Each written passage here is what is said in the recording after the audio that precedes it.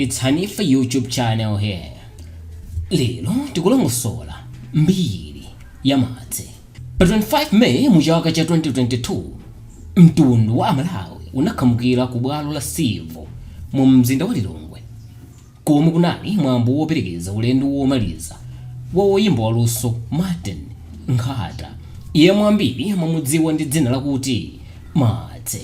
Martse anamwalira pa 23 May mchaka cha 2022 ku chipatala cha Queen Elizabeth Hospital, komwe amalandira thandizo la mankhwala atavulala pa ngozi ya moto yomwe inachitika ku mangochi komwe anali pa chuti. Imfa ya Martse yakhuza anthu ambiri mdziko muno, popeza iyeyu mwamwalira ali wachichepere komanso sanadwale.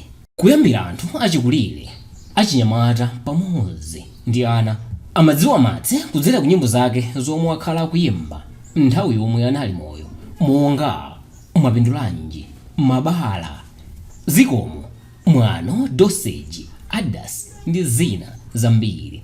Ngakhale anthu a mdziko muno amayesa kuti nyimbo za chamba cha hip hop sizipita patali, koma ayi ndithu zonsezi zaonetsa kuti ndiboza chabe malingana ndi mmene anthu anadzadzira ku mwambo wake womalira ku bwalo la Civo. Martse amakondedwa ndipo nyimbo zake zinali zokhuza aliyense, zachikondi monga mwano ndi doseji, komanso zomenyera ufulu monga mabala, malume, kungotchulapo zochepa chabe. Anthu ali muchisoni mpaka pano, ndipo dziko zinthu zinayima kamba ka imfa yake.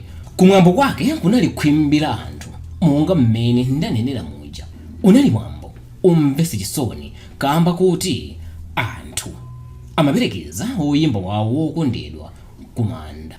Komanso mwambo chinali chisangalalo kukondwerera moyo wake waluso womwe unakhuza anthu ambiri mdziko muno. Nawo woyimba amzake anakondwerera moyo wake poyimba nyimbo zake zambiri, akumtundu, akuboma, komanso akumpingo asanatenge mwambo.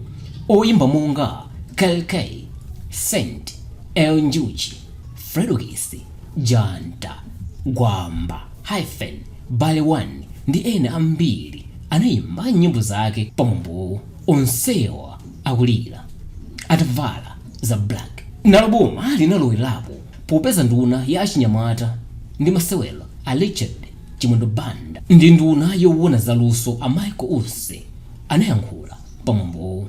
Onse molira kamba kakumwalira kwa mnyamata wachichepere. Nawo akumtundu analira. Mwambo wamaliro utatha pa Civo, anthu analonjika kumanda aku area 10 komwe Martse wagona. Kunali mdipiti wa galimoto ngati ndi msonkhano wa mtsogoleri wa dziko amene sakanatha, ndipo analibe galimoto. Anayenda pansi kuchoka ku bwalo la Civo mpaka kumanda aku area 10 uku akuyimba ndi kutchula dzina lake. Achinyamata akubanja, ana akumulira Martse, zomwe zikusonyeza kuti luso lake linakhuza aliyense mdziko muno. Pamene nthawi imakwana 4 koloko kumadzulo, Martse anali atayikidwa m'manda, koma anthu akulira ndi kukhuzidwa mpaka pano. Martse wapita, anthu amsowa ndithu. Martin Nkhata anabadwa pa 18 May mchaka cha 1994 ku chipatala cha Queens mu mzinda wa Blantyre. Iyeyu anaphunzira sukulu yake ya mkombaphala kumalo otchedwa kwa amayi Maziya, ndipo sukulu ya primary anayambira pa His Dream Center ku Assemblies of God kuchitawira. Uku anaphunzirako mpaka standard 3, ndipo klasi yake ya standard 4 anakayamba kuphunzira pa Chitawira Primary School. Maphunziro ake a secondary anachitira pa Michilo View Boys mpaka form 3, ndipo pa zifukwa zina anamuchotsa sukulu. Kenako anakaphunzira ku Athens Private School ku Lilongwe, koma zomwe analakwa ku Michilo zija anamukhululukira, ndipo ndikomwe analembera mayeso ake a form 4. Zosatira za mayeso ake sizinamusangalase, ndipo iye anawuza bambo ake kuti akufuna kubwereza, ndipo anakabwerezera ku Namitete Secondary School ku Mchinji. ukuku anakhuzako bwino monga mmene amafunira mwini wake. Iye anaphunzira ku Lilongwe University of Agriculture and Natural Resources Ruana, komwe anatengako bachelor's degree ya Food Science and Technology. Ali mchaka chachitatu anayitanidwa kukayimba ku dziko la America, ndipo izi zinamupangitsa kusungitsa malo pa sukuluyo popeza sanafune kutaya mwayi pokaona dziko lakunjali. Kotero iye sanaphunzire chaka chimodzi moti omwe anali nawo kalasi imodzi anamaliza iye asanamalize.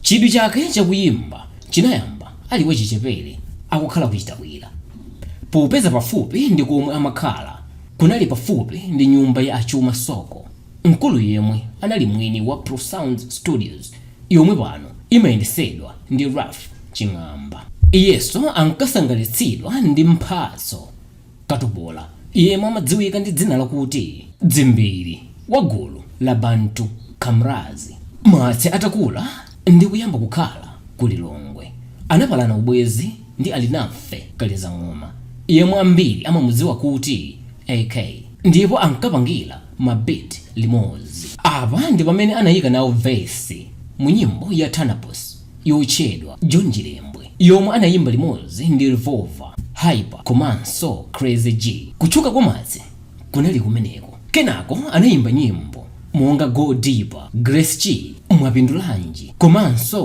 kuyimbira limodzi nyimbo ya Zimuvuta pamodzi ndi Gwamba ndi Crazy G. Kenako mu chaka cha 2015 ndi pamene amatulutsa nyimbo yomwe inatchuka dziko lonse la Malawi yamwano yomwe anayimba ndi KLK. Iye amkakonda kunena kuti popanda KLK nyimboyi sikanatchuka kwambiri kamba kakuti anayikomesa. Iyi inali nyimbo yomwe inali yosiyana ndi nyimbo zonse zomwe anali atatulutsa m'mbuyomu, popeza zinali za mtundu wina monga Go Deeper ndi Chwe. Mu chaka cha 2016 anatulutsa nyimbo ya Zikomo yomwe anayimba ndi Fredokis, ndipo inali nyimbo yomwe inatchuka kwambiri mdziko muno. Koma mukanthawi kena zinapezeka kuti Martse anadana ndi Fredokis, ndipo anamuyimba ndi kumunena mu nyimbo ina yomwe anayitcha kuti Adidas. Naye Fredokis anabweza poyimba nyimbo ya Dadada, ndipo kenako anagwirizana nkumayimbira limodzi nyimbo zawo m'mashow. Mukanthawi kena Martse anasemphananso chichewa ndi KLK, ndipo anadzindikira kuti awiriwa ndi anthu amodzi pamene makolo analowerera kuti agwirizane, ndipo anakambirana kuyambanso kucheza ngati kale. Kamnthawi kena Martse anazagwirana thupi ndi wapolisi wina kulikuni pa White Elephant Filling Station pa nkhani zosadziwika bwino. Anamenyedwa ndi apolisi ndipo kenako anamangidwa kukasekeredwa, ndipo sanadziwe kwenikweni kuti anamulakwira chani wapolisiyo. Mu chaka cha 2012 anatulutsa extended playlist ija mchidule amangoti EP yotchedwa Raps and Dances, ndipo mu chaka cha 2018 anatulutsa chimbale chotchedwa Truth Only. Mu chimbalechi muli nyimbo monga mabala yomwe imakamba zokhuza zovuta zomwe anthu osauka akukumana nazo. Nyimbo iyi anayimba ndi Pro Voice, ndipo anabwereza hook komanso beat ya Lucius Band ya mabala. Kuchoka wayimba nyimbo monga Dosage ndi Bochi, Mkatimo ndi Bale 1 komanso Hyphen, Malume ndi Nepman, Hallelujah komanso Away yomwe wayimba ndi Fredokis ndi Veden George. Mu chaka cha 2022 nyimbo ya Mkatimo inatchuka kwambiri moti inatenga nyimbo number 1 kumaso awards mu chaka cha 2021, ndipo paliponse anthu amakhala akukamba za tagline ya nyimboyi yomwe imatchuka ndikuti lero nditigona panja. Iye wabwerezapo kupanga cover nyimbo zingapo za woyimba akale monga mwapindulanji ya Bile Kaunda, Amalawi ya Everson Matafale ndi mabala ya Soja Lucius Banda. Martse anali membala wa bungwe loteteza luso la woyimba la Copyright Society of Malawi kuyambira mu chaka cha 2015. Mu chaka cha 2021 kumayambiliro Martse anali woyimba yemwe analandira royalties ambiri kuchoka kukosoma, ndipo anali pambuyo pa atot manje QECH ndi wikise. Pamene atot manje anapatsidwa ndalama zokwana 2.1 million kwacha, Martse anapatsidwa 1 million kwacha. Ena omwe analandira ndalama zambiri anali St. Lucis Banda komanso QECH. Pamene Martse amamwalira anali ali ndi malingaliro otulutsa chimbali china komanso kuthandiza ana a sukulu ya ku QECH mboma la Mangochi powagulira madeski oti azikhalira akamaphunzira. Martse Martin Nkhata wasiya mwana wa mkazi yemwe anabadwa ali ku sukulu ya ukachenjedwe. Mzimu wake wa Martin Nkhata uwuse mu mtendere.